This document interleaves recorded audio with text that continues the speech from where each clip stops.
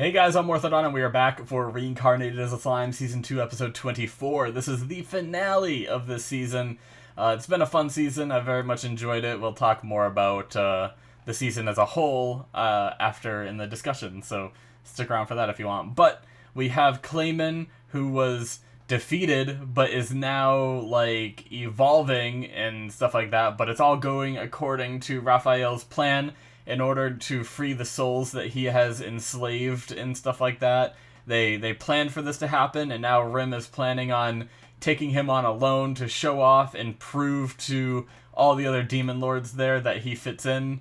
So it's gonna be cool. I wonder if I talked about how I kind of hope that he impresses at least some of them with his show his strength. I'm curious how that's gonna go though, but I'm excited to see this finale, so let's get started, shall we? Alright, we're going to start here in 5, 4, 3, 2, 1, now. Yes.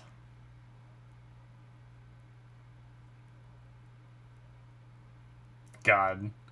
Crazy laugh. Alright.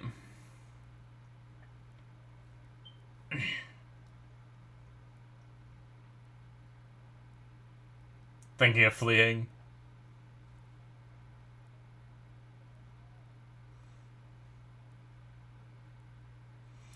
Devour it.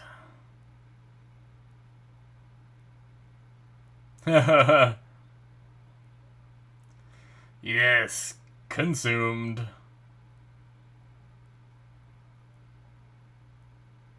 Huh. Nice. Ah, the music.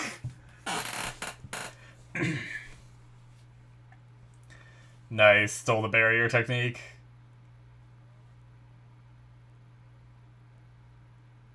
Oh, shit. So we're not getting opening credits.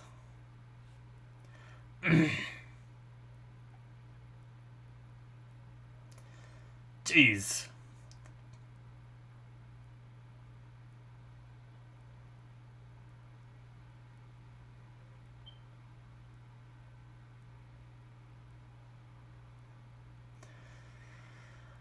Alright.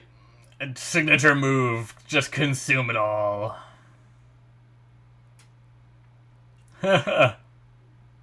Easy peasy.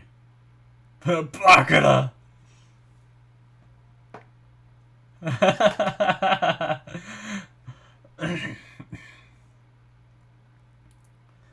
This guy is such a cliche villain. God, my throat. I'm sorry, guys.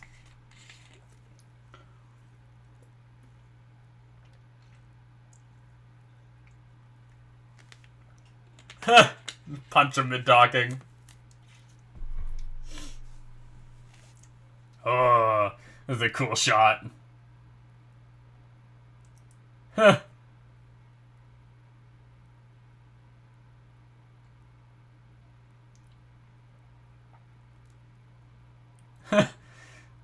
Jeez, the red eyes from Rim, that was badass.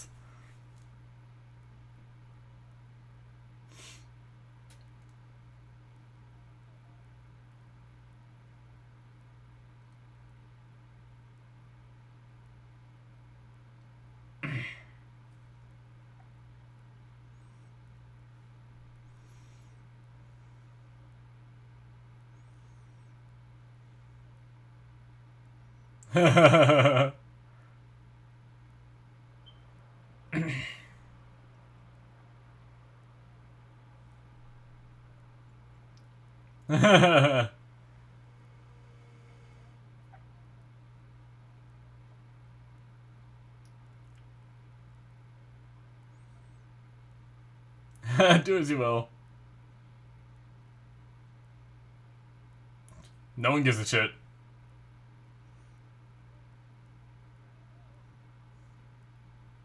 Oh.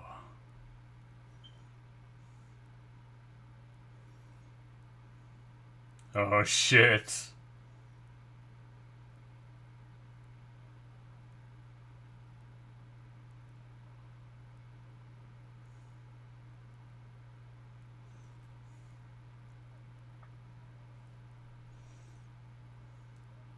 Oh.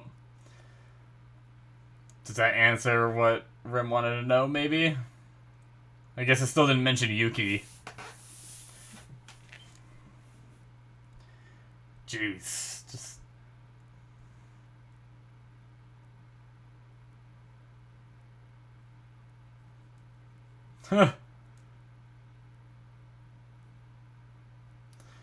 Well, bye-bye, Clayman.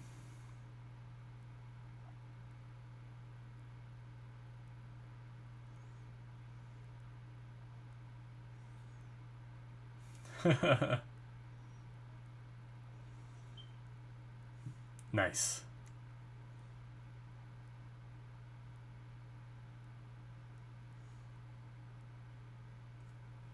My disciple.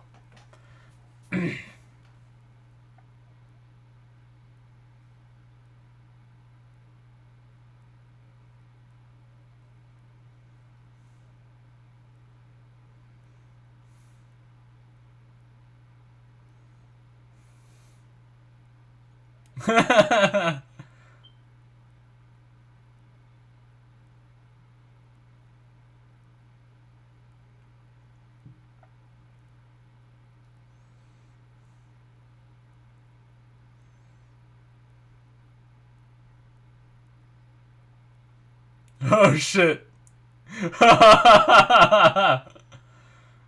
Oh my god.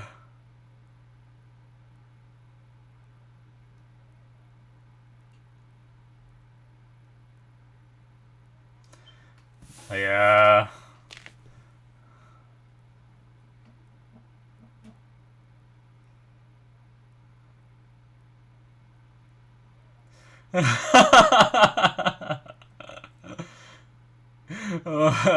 Well.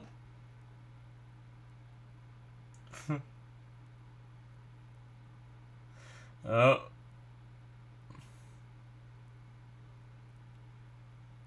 Smith.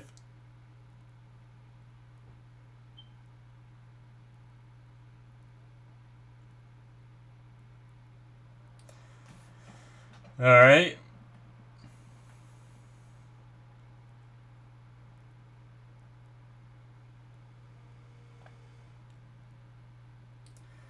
So he isn't Roy Valentine, or maybe he has her name, but he's not a demon lord.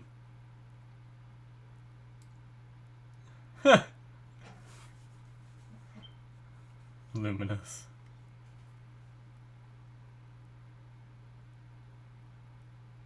Ooh.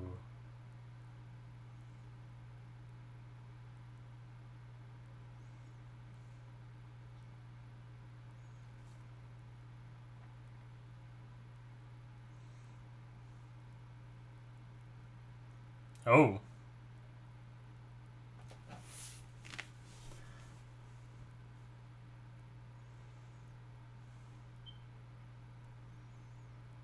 Right.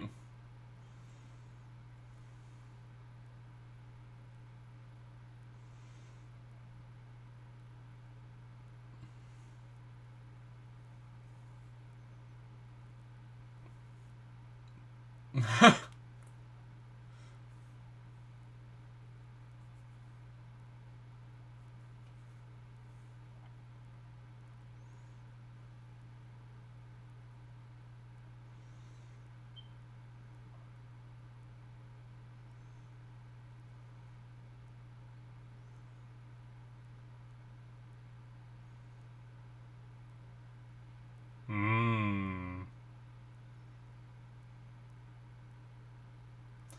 Yep.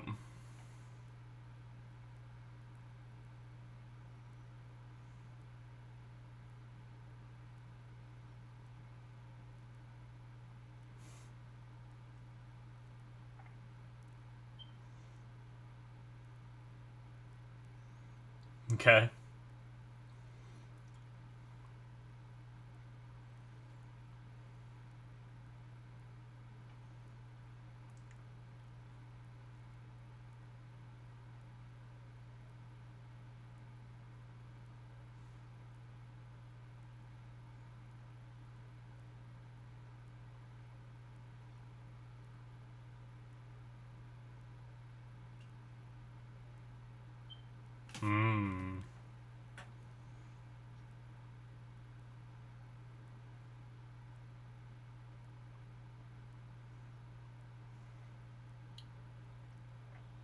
Huh.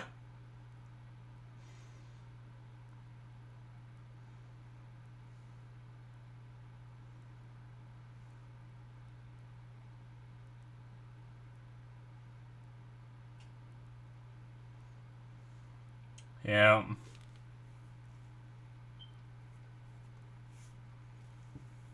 Alright. So they're continuing Walpurgis.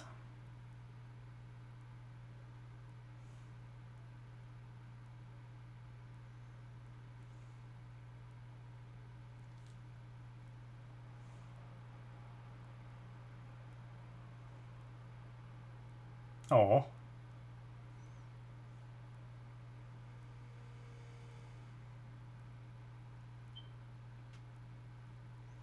Oh, going to serve Milam.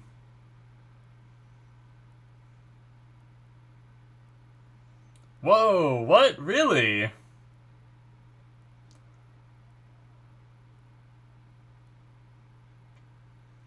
Why?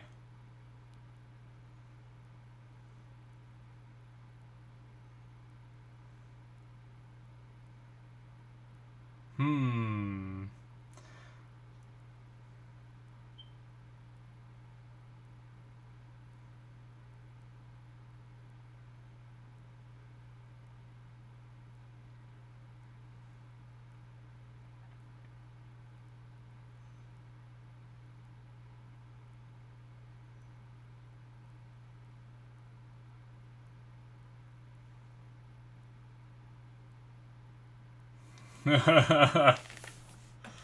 Interesting.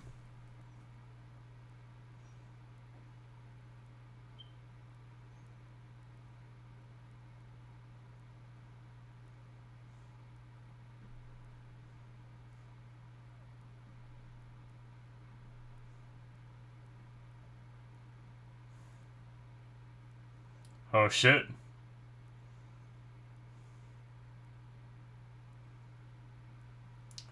Shit.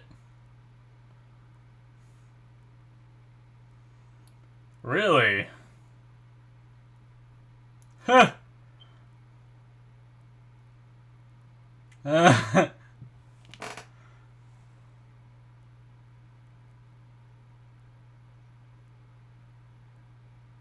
The freaking sound effects when they move is so funny.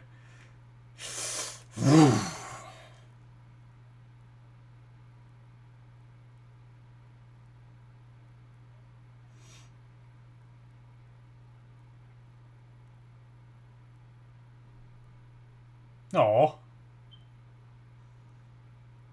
Cook up naughty schemes.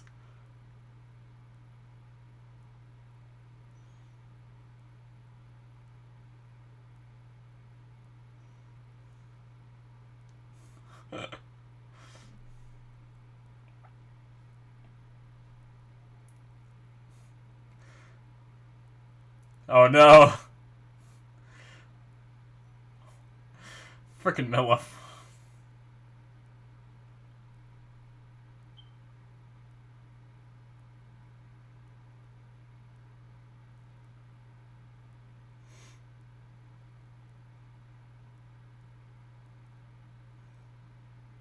Hmm.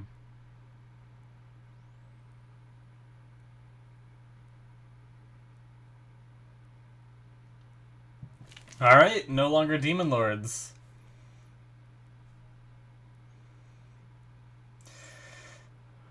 Carrions, I believe. Phrase, we don't know enough about her to believe. The remaining Demon Lords.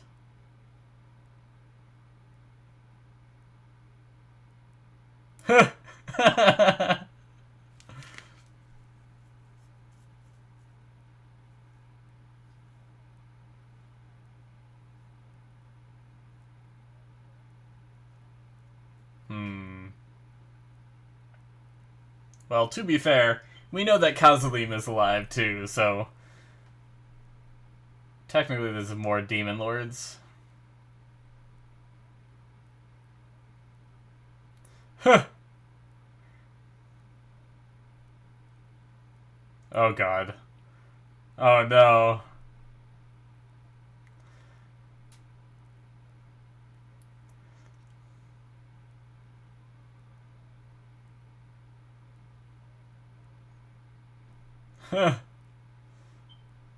Oh god, what is he gonna come up with?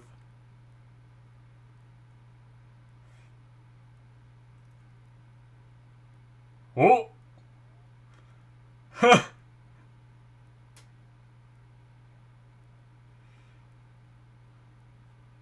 So you better do it.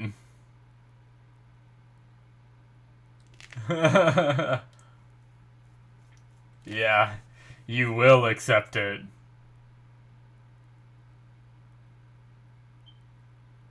Oh god. Oh.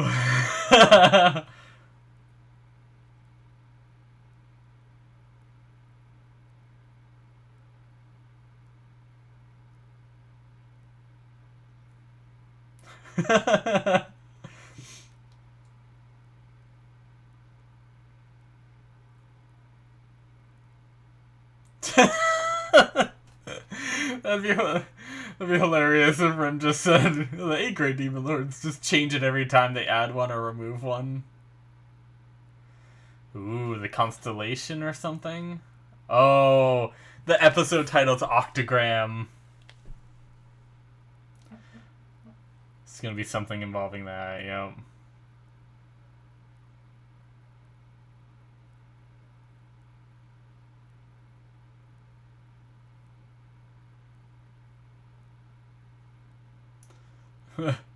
Do they like it? Mill 'em.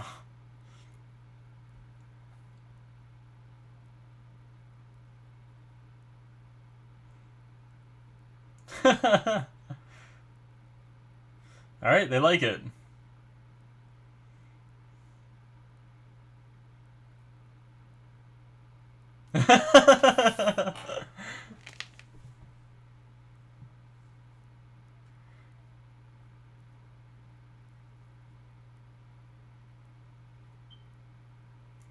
Alright.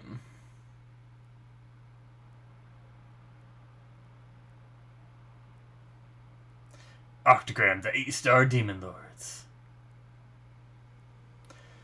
Gi Crimson. Ramaris.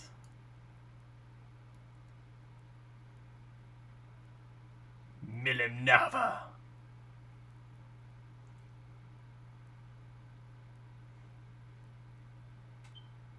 The Queen of Nightmares.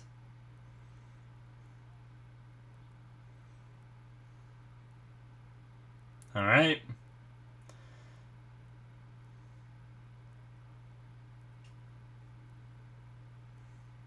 The newbie.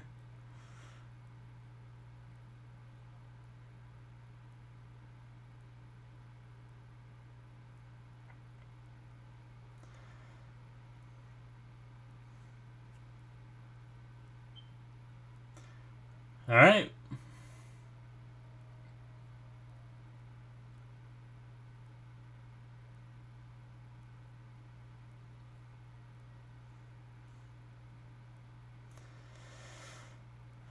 Alright. Laplace. Oh, this is where they were upping security. Oh, shit! Hinata, right?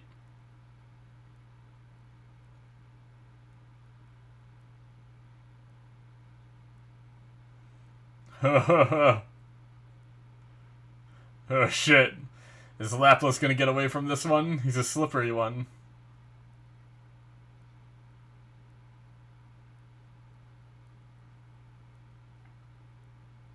He just ran. Okay.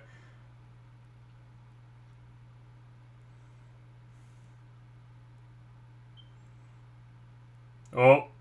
Oh my god, is she just... Oh, shit. Jesus. Badass teleported.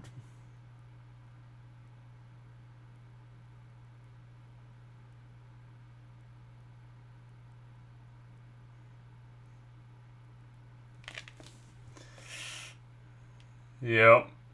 He didn't know that yet.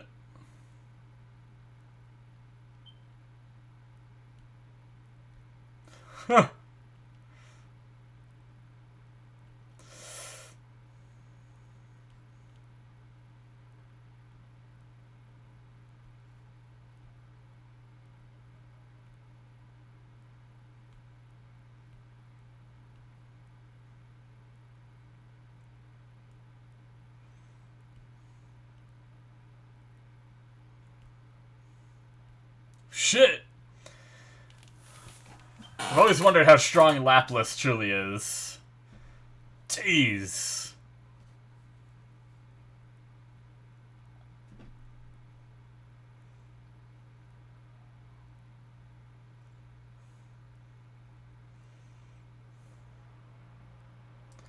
Oh. You're already dead. Oh, shit! What?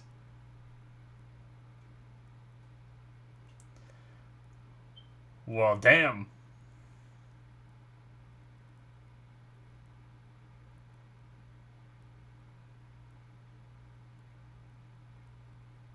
Well. Jesus.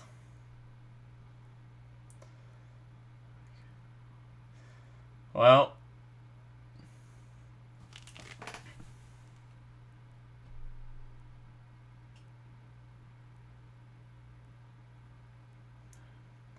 Damn.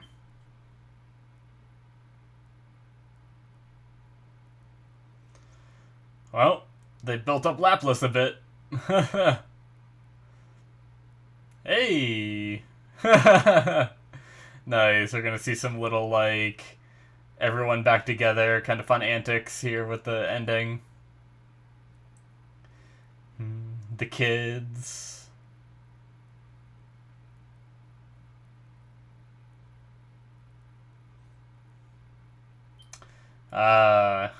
They're at Falmouth.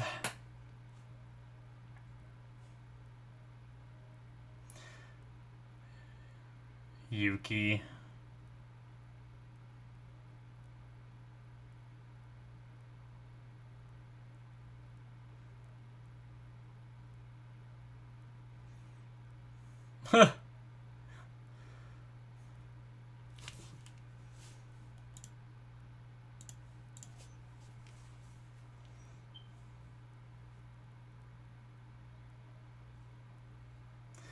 Hey, everyone welcoming the return. The undead guy was there.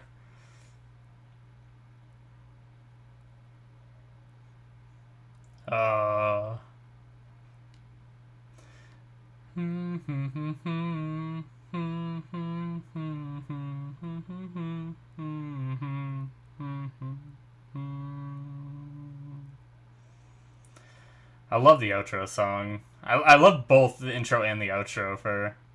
Hey, back to the slime.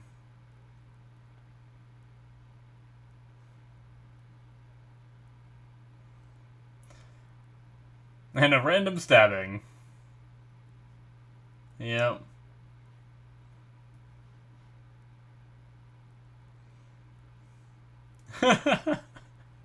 This is so silly. Oh my god.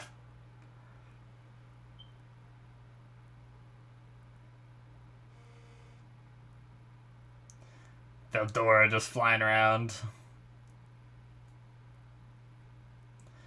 Alright. Cool. Oh. To be continued. Ooh, really? Alright. I guess, I mean, is that a confirmation? Anyway, that's the end of episode 24 and of season 2, guys. Yeah, is that to be continued a reveal of season 3 coming, or is that just like, hey, there's more to the story, if we get a season 3 we'll do one, you know? I don't know. But yeah, that was a great finale. I liked it. It was a lot of fun. Rim took out Clayman with no problem at all. Obviously he had planned for this, and he knew he was strong enough to handle it. Even Milam was saying, like, you're strong enough that you don't have to worry about Kazalim, but who knows, like, what what Milim says, like how much of that is true. Like she's so goofy, you know? Like she could be telling the truth, but I like that Rim is still like wary of it, you know? I like that Rim isn't gonna be like, oh, I'm strong now, I can take out anyone, like no one worries me kind of thing, you know? He's still like, okay, I need to be careful, I can't slip up, you know? I have people who rely on me, I have friends I need to protect, I can't just, you know, I can't let them down. So, but yeah, that was great. I like the whole like renaming thing and how they all pushed it on to Rim and everything, and I even liked how, because I like how these demon lords aren't like stuck up on tradition, you know, like they seem like kind of like what Rim said, like how bored are these demon lords. I noticed it before where I think like a lot of the times these demon lords just do random stuff because they think it's going to be fun, you know, because they, you know, they live forever essentially and they've been around for a long time, so they start to get bored. Kind of like how when we first got introduced to Guy, he was like wanting to bang Leon, and so like, hey, you just want to go have some fun, you know, I can turn you into a chick, or I can turn into a chick and we can go at it, you know. Because when you live a long time, you just start to get bored. So they, you know, have these Walpurgis meetings where they just sit there and talk about a name for the whole thing, you know, or stuff like that. So it's funny to see Guy probably just got like a kick out of it. He like doesn't give a shit about what they're called. He's just like, oh, I think it'll be fun to make the newbie sweat, you know. So I'm gonna go up to him and I'm gonna make him choose. And then when he like hesitated, he like split the table and walked up to him and like got up in his face and like, you wouldn't reject this you know kind offer I've given you to name our group, you know, this high honor and stuff like that, and probably just like messing with him the whole time. So I can't wait to see more from Guy and stuff in future seasons and all that. He seems like he's I like how he is, where he's not just like this, you know, I'm all powerful, me strong man, you know, you fear me. He's just like, you know, he doesn't feel the need to flaunt that strength. He's just is trying to enjoy life and have fun kind of thing, which it seems like a lot of the demon lords are like that. Like Milim seems to just want to have fun, you know, and even Yuki, I don't think he's a demon lord, but because I think he's just a normal human is what they were saying. But he like is eager to turn the world into somewhere where he can just have fun, you know, whatever that means for him. But and obviously Rim is as well, like just a place where he can live and enjoy the life that he's been reincarnated and given, you know. So, but we had Frey and Carrion step down from being demon lords and are now following Milim. Like I said during the episode, I don't know how much I believe I don't know how much I believe Frey's, but I completely buy Carrion's, you know. Frey, it seems just a little weird that she just, like, was a demon lord this whole time. She saw, like, Rim fight and was like, I'm not much stronger than Clayman was, and, you know, Rim handled that easily. I don't think I should be this anymore, you know, and wanted to just follow Milim, so who knows, maybe it's just face value what it is, you know, maybe she is just loyal to Milim now and nothing will come of it, but I also wouldn't, like, the fact that she was just working with Clayman and betrayed him just makes me really eerie that she is now working for Milim, you know, is her goal just to take down all these demon lords, and we're going to get some backstory from her where, you know, when she was younger, a demon lord killed her parents or something, and now she's vowed to annihilate every demon lord, but she's doing it from the inside because she knows she's not, like, strong enough to just straight up kill them, you know, kind of thing. I don't know. Some crazy theory stuff right there. But for now, she's working with Milim, which is interesting. But yeah, really, like, as for things to really talk about this episode, there's not much more. A lot of it was just the fight and then the naming and stuff like that, and then the little bit of like after stuff where we got to see them all like goofing off and stuff like that. But yeah, I'm trying to think. There was something else that I just thought of that I did want to mention though, and now I can't remember. God damn it. But I guess the one girl, the Valentine girl, was revealed, the maid. we kind of knew that in a way because Veldora had already said she's like Valentine is a woman or whatever, and her name is like Millis or whatever he said. He had it wrong, but uh,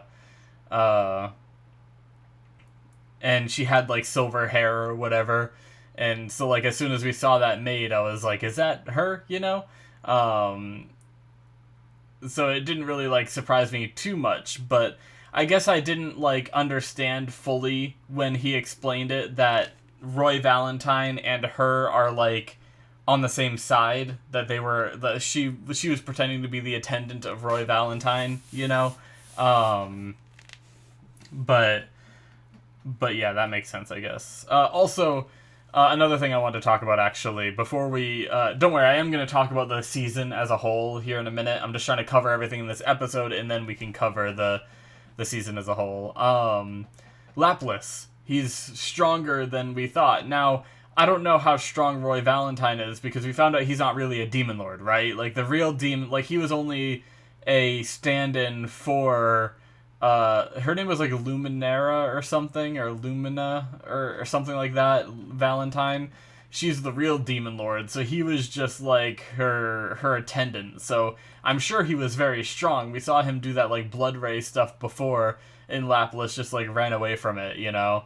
But we've seen Laplace like survive a bunch of situations by like running, but we've never really seen him like truly fight for real, you know.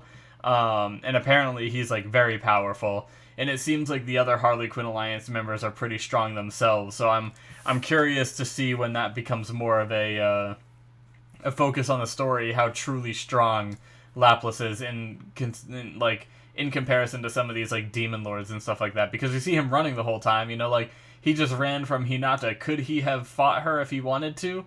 You know, is he strong enough to take her? Does he just like not like to fight or something? Like, I want to learn more about Laplace, because he clearly just destroyed that guy instantly, pretty much.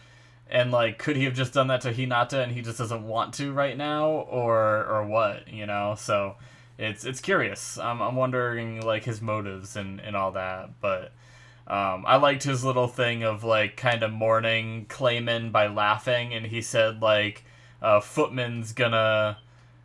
I think he said Footman's gonna be mad, Tear's gonna cry, so I'm gonna laugh, you know? And I thought that was like a really interesting moment, and I guess I didn't realize like they're so lackadaisical with other people's lives, you know, the Harley Quinn Alliance. I didn't like really see them as like truly caring for Clayman, but at least Laplace seems like he did.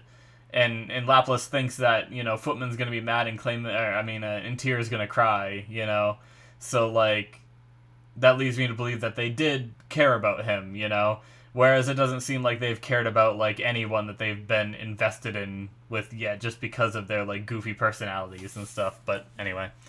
But yeah, as for a season as a whole, there were some slow moments in the first part and the second part where we went through, like, a lot of talking and planning and stuff like that, but I do enjoy a lot of that. It's just I feel like some of it, like in the first part of the season, I feel like maybe that could have been a little bit shorter, you know, because I think we went through like 3 or 4 episodes of just full like character dialogues, and that's like it, of them like, you know, doing diplomacy stuff.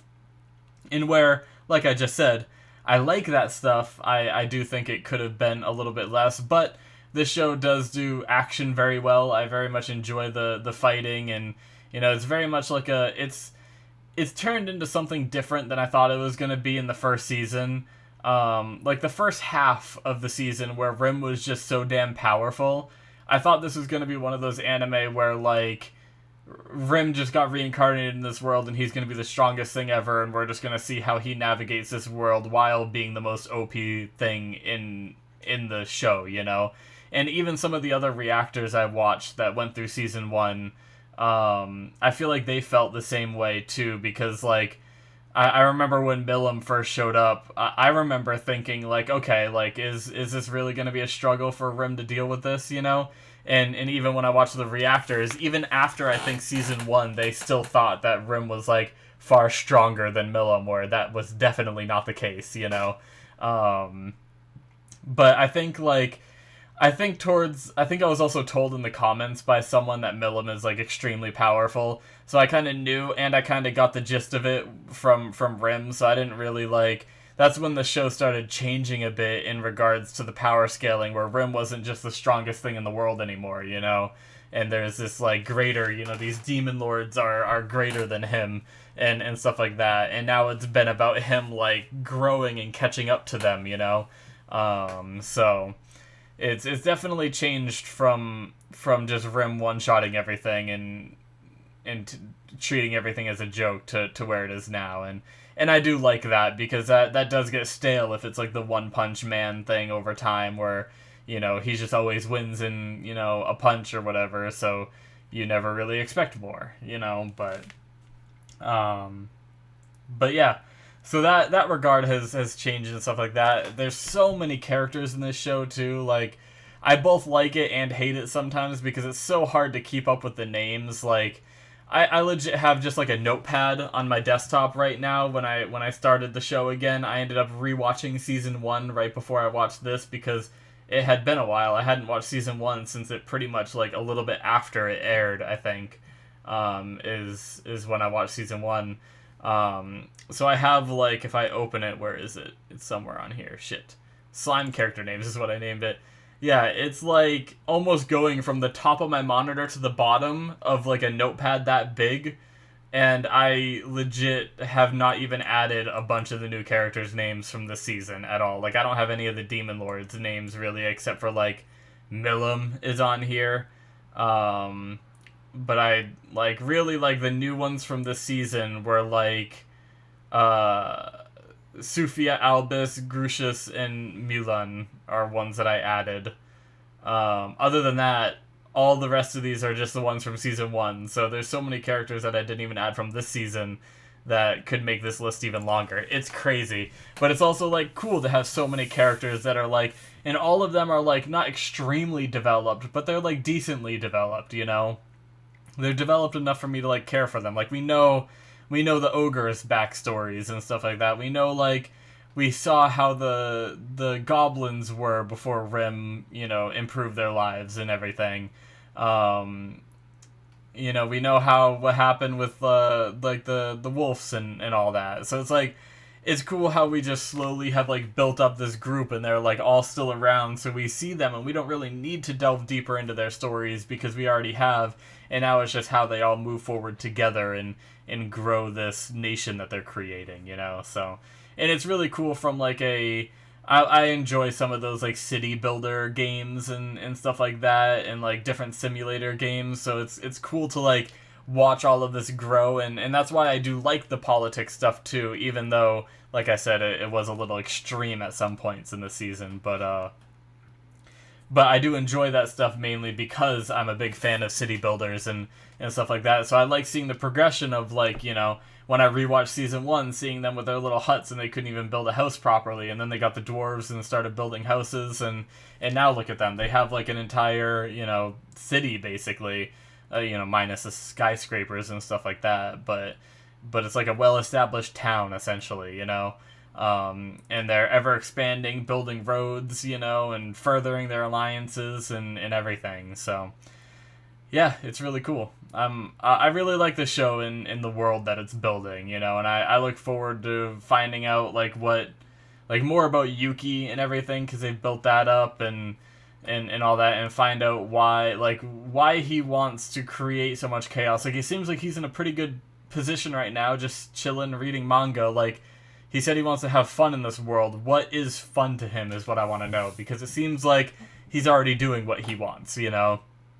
So what does he have to do further, you know? But anyways, guys, great season. I hope there's more, you know, because there's a lot of questions. We also have the invitation from Leon Cromwell that needs to be followed up on and deal with all that and stuff like that with Shizu and all those remnants and stuff like that. So yeah, and whatever. I still, like, I'm curious if, like, Black is really as loyal, Diablo, as he's been named, is really still loyal to Rim, and why is he so loyal to Rim, you know? as being, you know, one of these progenitor demons, like, similar to Guy. You know, maybe, I don't know if he's as strong as Guy in strength or what, but it's crazy that someone that strong, same with Veldora, is following Rim. I understand Veldora is, he was, like, trapped and alone for a while, and Rim became a friend to him, you know, but Black just kind of showed up and was like, this person's interesting, I'm gonna go follow them, you know? And I feel like that allegiance could switch at like any time, you know. Whereas a lot of the other people following Rim, I feel the loyalty. I don't feel it there yet, other than his like obsession with him, you know. But, anyways, like I said, great season. I enjoyed it. Hopefully you guys enjoyed. Now, I do want to replace this with something. This was originally a Patreon show for any of you guys watching this on YouTube. I have Patreon exclusive shows where I watch the whole show on my Patreon prior to releasing it to YouTube. So I do want to have like 3 shows going on my Patreon, but my vacation is coming up. So I think I'm going to hold off on like a week or 2 from replacing this, but I think I will replace it, you know. So I'll take a week or 2 break for my vacation, and we'll decide on what we're going to watch next after that. So, yeah. Thank you guys so much for watching. Make sure you hit that subscribe button if you enjoyed. Check out my Patreon that I just mentioned if you want to see some more of that content from me, early access for some of the other shows, exclusives, you know, in that tier. Link is in the description. It should be popping up on the screen. And thank you so much, and I will see you in my future reactions. Bye-bye.